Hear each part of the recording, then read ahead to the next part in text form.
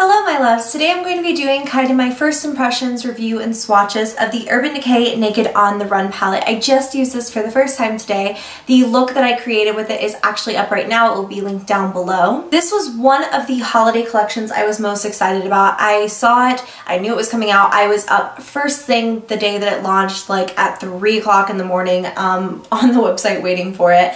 This is a palette that will be available at Sephora and Ulta, I believe, starting December 1st.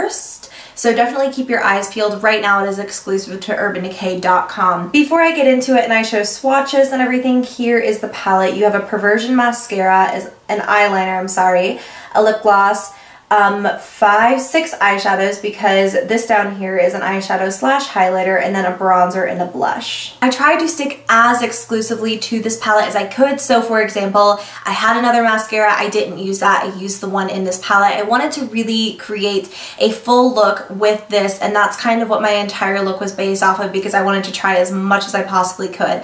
This is a very, very interesting little set. And I guess I was expecting something a little bit different. I've taken out all of the extra products just so they don't fly out while I'm showing you this. But starting on this side and moving this way towards the very end, we first have the shade Dive, which is a beautiful kind of glittery rose gold. We have the shade Fix, your very essential matte blending brown shade. We have the shade Resist, and then Dare, Stun, and down here is 50-50. The bronzer and the blush do not have names, but I thought for comparison I would show my Urban Decay Naked Flushed palette in the shade Native. And if you compare the blush in this palette, and this is going to be so hard, so I apologize in advance if I blind you. If you compare the blush in the Native palette to the blush in Urban Decay On The Run, I would say the one in On The Run is slightly less of that like really punchy bright pink. It also has slightly less pigmentation. As far as the bronzer, comparing them side by side, the bronzer in this palette is entirely matte, or if there's any shimmer, I can't detect it, while the bronzer in Native is kind of shimmery, not like horribly, but there is a bit. So that was really cool. I thought I was going to have a sort of dupe in that. I thought perhaps they had just sort of placed the Native trio in this collection, but I like the fact that there are completely new products in here. I've gone ahead and done swatches. So starting down here, we have the shade Dive. I will say that Dive is one of the chalkiest, roughest eyeshadows I've ever actually owned in my entire life. It's very strange to have a formula like this, particularly from Urban Decay, who you're so used to having those like super buttery, creamy shadows. It was rough, it was gritty, it was chalky. I found it wasn't particularly easy to kind of pack onto the lid. Not that impressed by it, honestly. I do quite like the color though. I just think that it's one of the hardest eyeshadows I've ever worked with. Not in terms of pigmentation, but just in terms of the formula. Then we have the shade Fix. Fix is kind of that traditional Urban Decay pigmentation formula you're used to. Feels like butter, goes on like butter, super pigmented, gorgeous, easy to blend.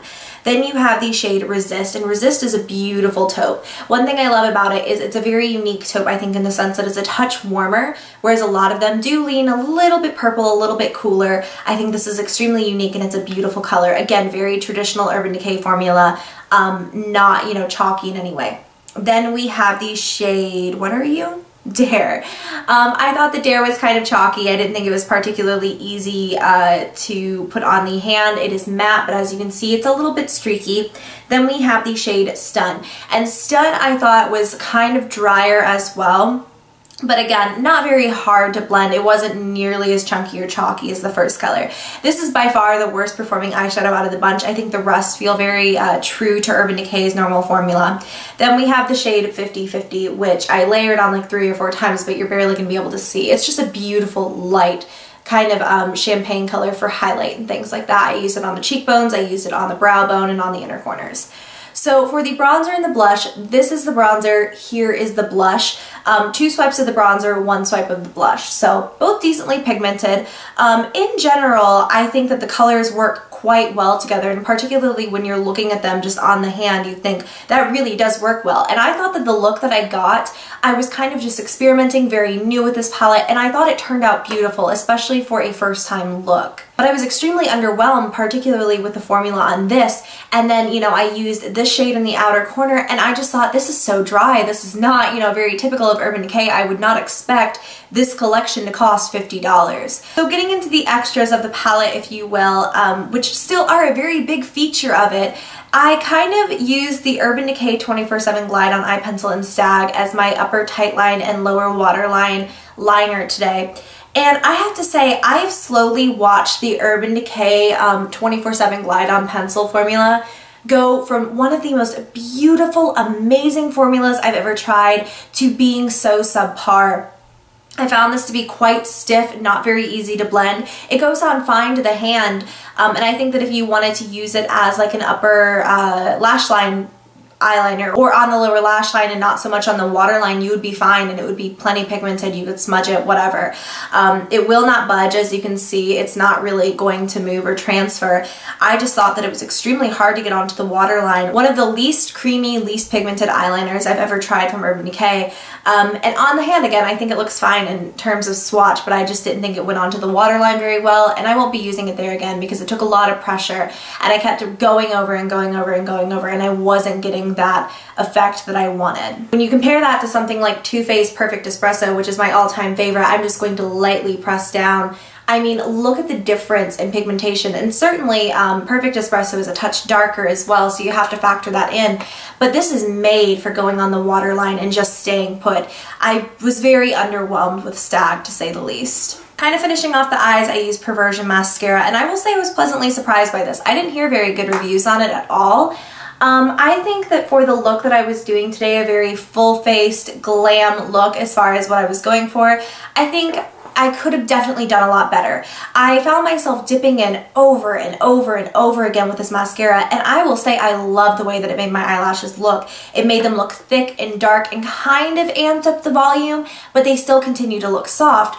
However, to get that effect, I dipped my brush in 4 or 5 times, and that's not good for your mascara. You really don't want to be pumping in and out bacteria more than you have to, and I can imagine the lifespan of this would be half of what a normal mascara would be because you're constantly pumping it in and out. Now, you don't want to pump, pump, pump, pump, pump, because that doesn't do anything, but you know, I would do a coat, I would be out of mascara, I would go back in. It's a very dry formula, and I quite like dry formulas, but this one was a little bit too much for me. I found it flaked almost instantly, and I honestly am not that impressed by it. I like the look that it gave, and I probably will use it on sort of light makeup days to keep my lashes looking very flirty and natural, but you know, giving them a little bit of oomph. But when you want that huge lash effect, something like Too Faced Better Than Sex might be a little bit better for you.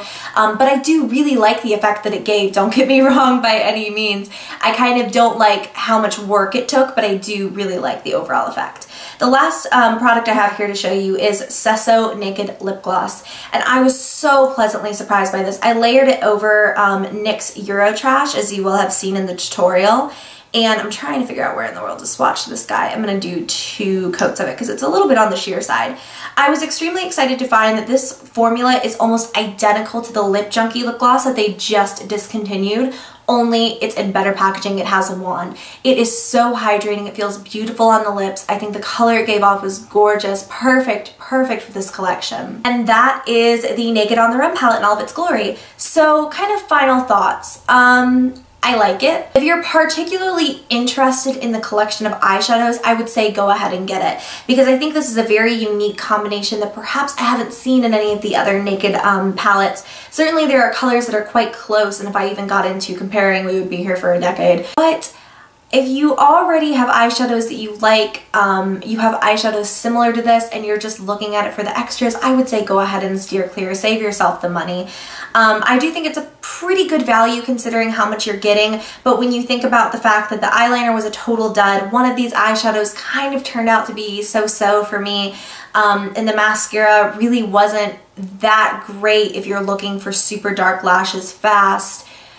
I don't know. I think I'm very torn on this. I think I need to continue to use it and continue to update you in favorites videos and things as I get to know it. Overall, I really like the selection of shadows. I will continue to use it. I probably will just replace the eyeliner with something else. I might use a different mascara, although I will say again, I do like the effect that I got with Perversion. I just don't like the amount of work that it took.